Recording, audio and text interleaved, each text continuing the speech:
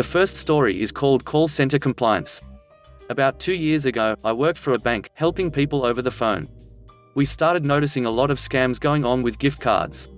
People would call in, saying somebody instructed them to buy hundreds of dollars of gift cards for various reasons.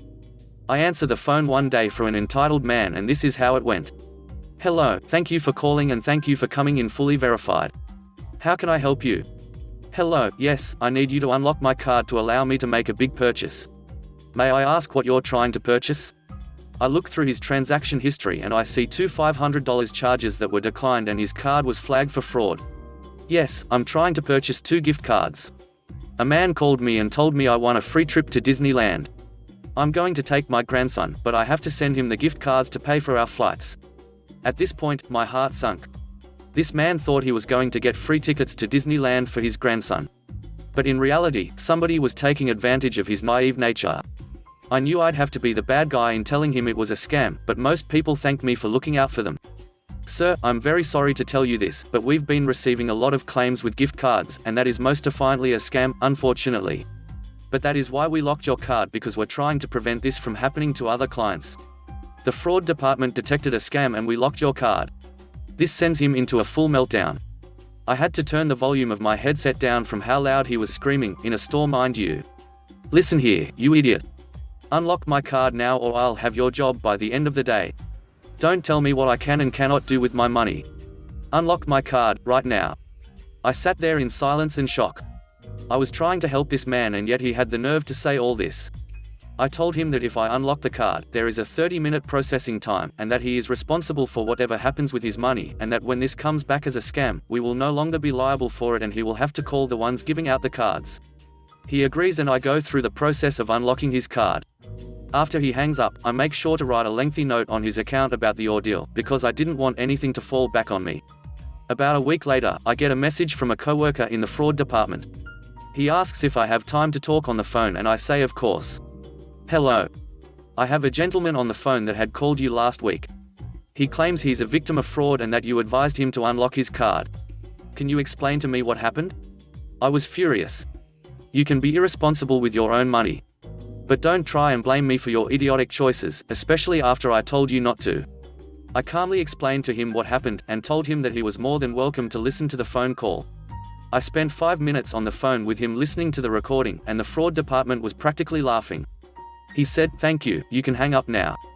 And I did something I technically wasn't supposed to and said "have a good day," but I muted myself. He gets back on the line with entitled. "Hello sir. Yes, what did she say? That it was my fault? You need to fire her and get a more truthful employee. I won't stand for this. I want my money back. Actually sir, I reviewed the recording of the phone call and you gave full consent to unlocking your card, even against my coworker advising you not to. We are not liable for this as he stated in the call with you. If you wish to call the company that gave out the card, feel free. Have a nice day."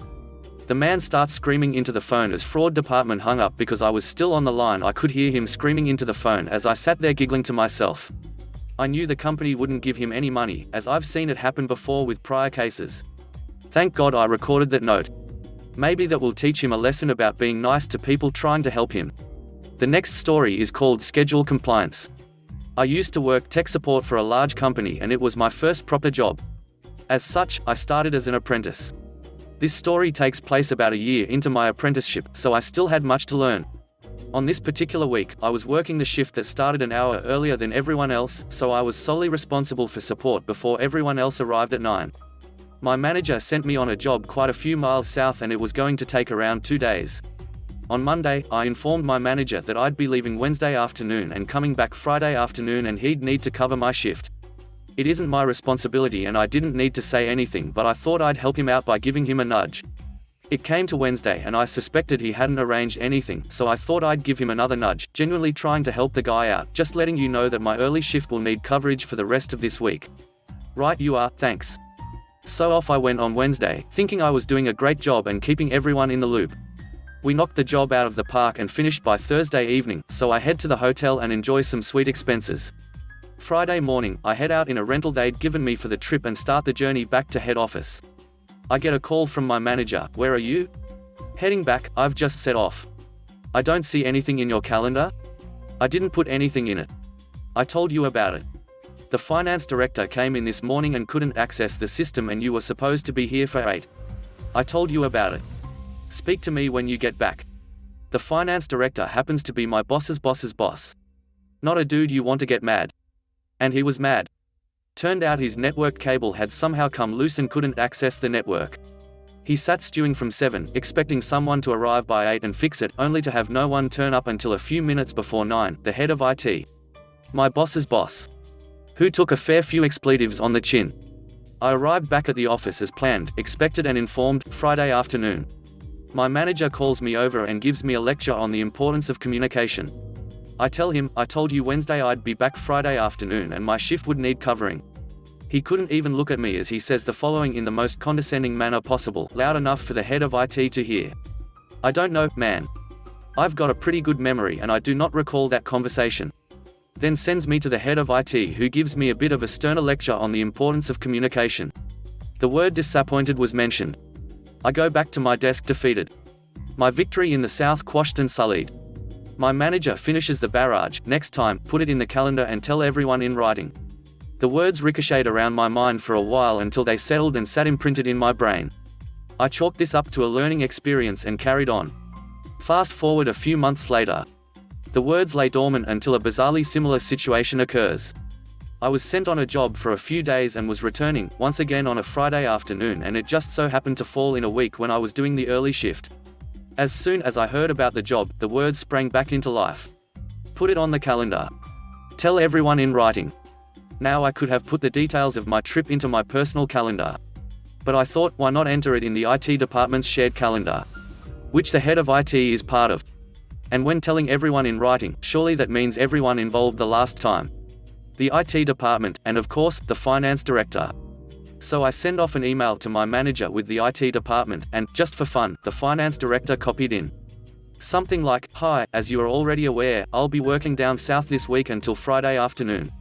I am on the early shift, so this will need covering while I'm away. Some of my colleagues asked what that was about, and I informed them about my manager's memory issues. They smirk and continue working. I complete the job and arrive back Friday afternoon, exactly like before. And like before, the finance director came in early. And unbelievably, like before, he had issues getting onto the system. Choice expletives were shared, words were had. But not with me. I only knew things had hit the fan when a colleague pulled me to one side and told me why the manager was in such a foul mood. In classic British style, he never said a word to me. And never has silence felt so vindicating. The third story is called locker compliance. So, I work for a very large company, which has some really stupid rules.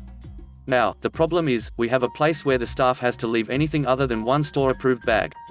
I've been able to wear a light jacket into the store before, but today, I had an encounter with the only security guard on a power trip, who forced me to take my jacket off and go give it to the staff lockup. Problem is, they won't take anything unless it's in a carrier bag, and no longer provide them. I have no carrier bag, so they wouldn't take my jacket. After going back and forth 6 separate times, they tell me, well, you have to pay for a personal locker. I begrudgingly did, only to be given a locker with the stupid combination lock that has a loose dial and doesn't like to be opened easily. As expected, I couldn't open the thing, so the staff member who assigned it to me had to open it, saying, if you use your own lock, we'll cut it off. But if you have any problems, let us know. Cue the compliance. Every day, at the time I arrive, and at 10 at night, I'm going to go and have them open my locker. Twice a day, for the rest of my time here. Won't make my life easier. Enjoy being my personal locker openers. The last story is called Bartender Compliance. So this happened 2 years ago, when I was working as a bartender at a hotel in Australia. It was a 4-star hotel, which had a boutique restaurant bar on the bottom floor, which backed onto a park. Every Tuesday, there was a men's soccer league that would play in the park and come after to have a drink in our bar. Well, one Tuesday the group came in and a guy in the group we will call Steve gave this order.